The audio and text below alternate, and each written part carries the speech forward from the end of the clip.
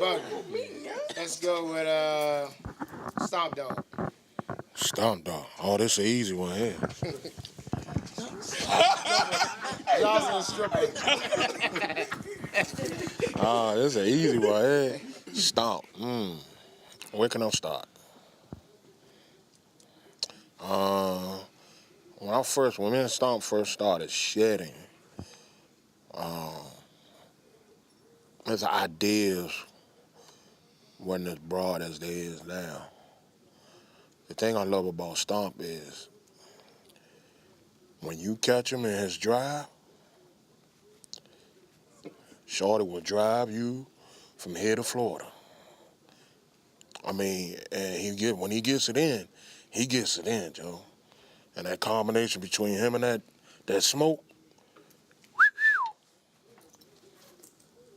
So when I hear Stomp, I just think of consistency, for real.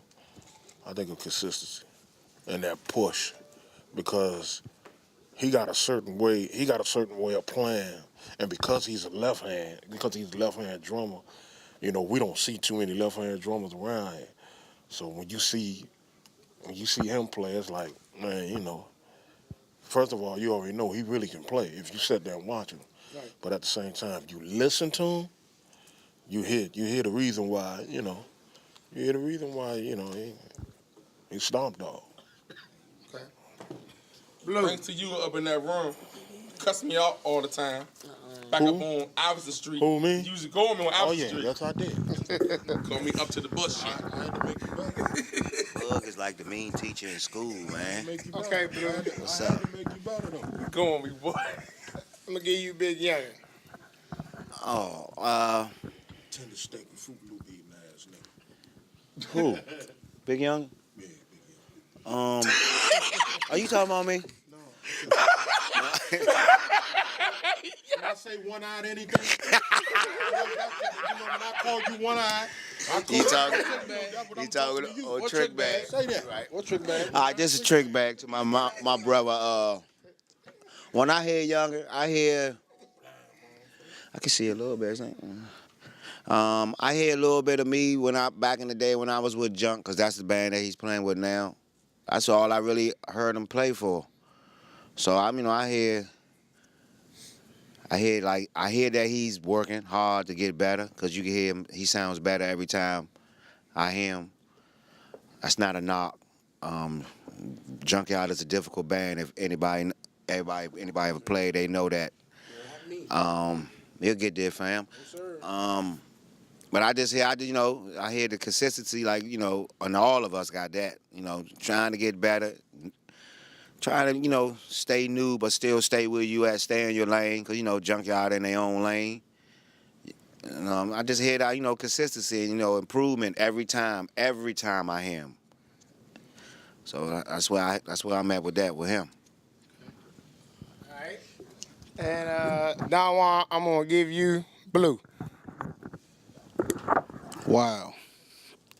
Blue, man. John said, oh.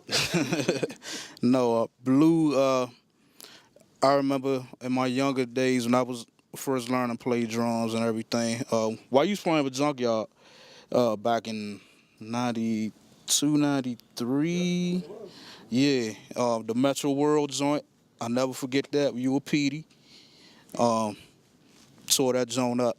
The one thing I liked about Blue and what I learned from Blue is his foot. He got a fast foot. He got a mean foot. I mean, he was doing stuff on a bass drum. He was putting it in spots that, I think I can remember one tape y'all was playing Clap Your Hands. Put your hands together. And, the bass drum, whatever he was doing on that bass drum always stuck with me to the day one. And I always copied that drum up until today. And, just a teacher. He's a legend, man. He's a true legend. I follow Blue, probably Utensil. I always follow Blue out there.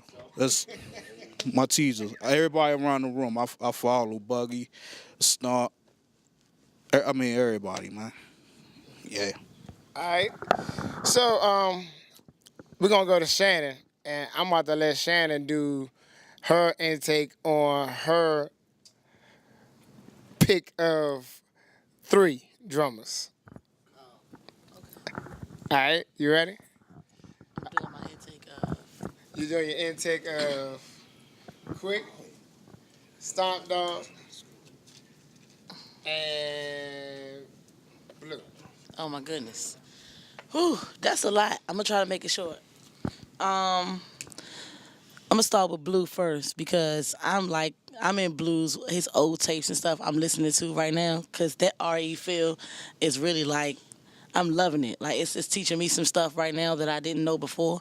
And because sometimes we do play some of those grooves, I want to be true to it.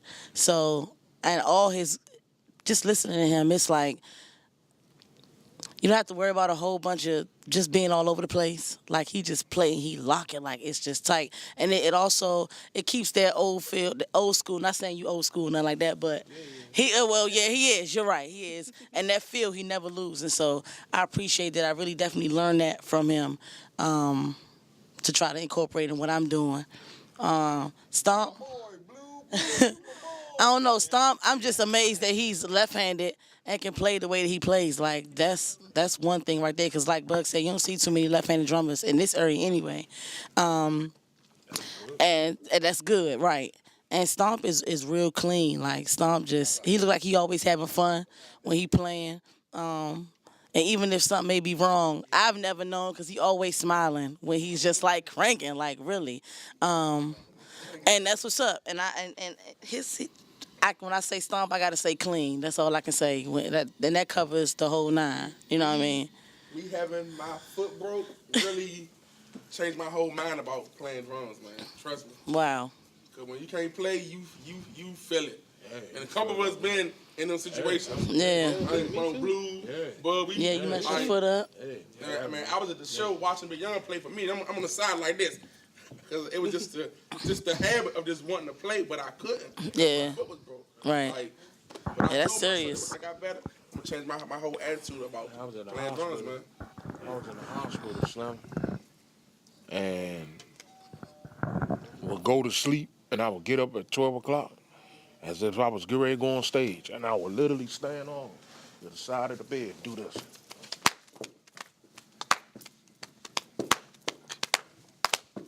I would do that for 4 hours straight, every night. Around 4 o'clock in the morning, I go to bed.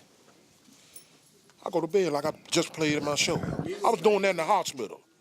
So it ain't a game, man. It's serious. It's serious. Serious right there. It's serious. Shoot. I'm tired right now because it's really my daytime is nighttime. Yeah. Real. Yeah, pretty much. When I wake up, I come out when it's dark. I mean, that's my daytime. That's my time of the day. I mean, that's pretty much all of our time. I mean, we've been doing this 20 plus years. Right. Getting in the house 3:30, 4, some 6:30s. When you make lefts, So, my last joint, yeah, it was quick. But, I mean, I'm going to say it like this. Like, a little over a year ago was when I first saw him play. And he had been recommended to me.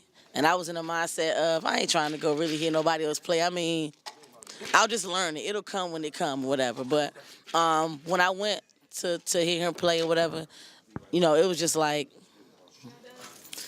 I don't even know how can I describe it? I don't even really know how I can describe it. I can just say that when I think of Quick, there's not any levels that I can really put him in. You know what I'm saying? He's like just placement, just precise, just like clean across the board. If you're playing go-go, you can feel it. If you're playing rock, you can feel it. If you're playing R&B, neo, whatever, neo soul, you can feel it. So every area, you can just pretty much feel what he do. So what I take from that is make myself feel everything that I'm playing. You know what I mean? Make it you. Pause. FYI.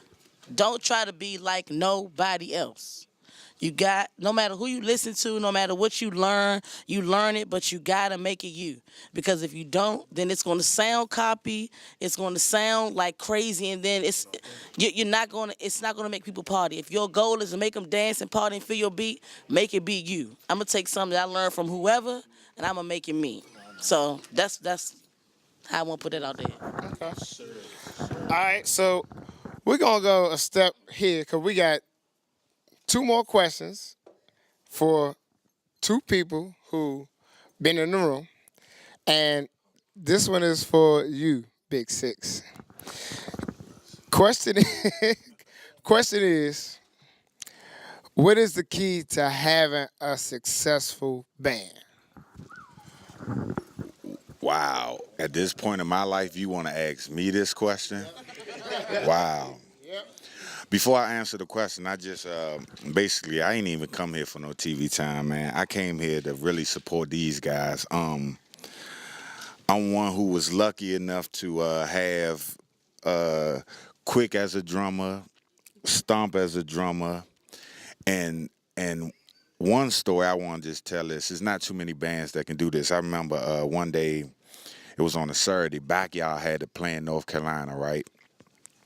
So Coop made a phone call because Bug and Sauce couldn't get off work. We switched percussion sections. We sent Stomp and Love went to North Carolina with Backyard, and I had Buggy and Sauce, and we played at the Neon. And I don't know what Backyard did in North Carolina, but I swear to God, listen. Nobody knew that. Like we didn't practice. This happened at like 4 o'clock in the afternoon on Friday. No practice. So, I had a chance to see all these. Blue just left. I got a chance to rock with Blue. Not a whole show, but with Essence, man. I just want to let y'all know from a lead talker who get up on the stage and, man, when the drummer ain't right, I'm pissed. You know what I'm saying? Because without the drummer, ain't no band. That's the heart of the music. You know what I'm saying? The drummer and the congo player. Like, I can get up there by myself and talk all day long, but ain't nobody gonna dance. You know what I'm saying? Without these guys, man, it's important that we show these guys support because they are what we are. They are go-go. You know what I'm saying? So I just want to thank y'all, for being who y'all are. But the key to having a successful band to me is, man, number one, taking this, because we all played in bands since we were young. The key is, man, take care of your business first. You know what I'm saying? Your business is important. That's why so many people in go-go leaving and going to other bands, and the first thing we do is say, oh, they go-go whores. Man, take care of your business. As an organization, you got to take care of your business first. You know what I'm saying? And number two is, the one thing is, you got to have one chief, you know what I'm saying, and enough Indians. It's too many people in the bands who, it's 11, 12 people in the band, man. Everybody got their own opinion, their own thought, and they come into practice or come to the show and they voice it instead of, man, just playing your role. Because most of the time, when those people who talk so much don't even take care of their own craft. Me personally, I remember, man, being young and dreaming about being in a band. You know what I'm saying? And I had a Fisher-Price microphone and saxophone. People don't know, my favorite go-go artist that made me want to get in the go-go wasn't the lead talker. It was the saxophone nigga that played for EU on Go-Go Live. The nigga kept doing all that nasty shit. I got in trouble one day because I was in the house licking my tongue out. I was thrusting. You know what I'm saying? My mother came out, what the fuck is you doing, boy?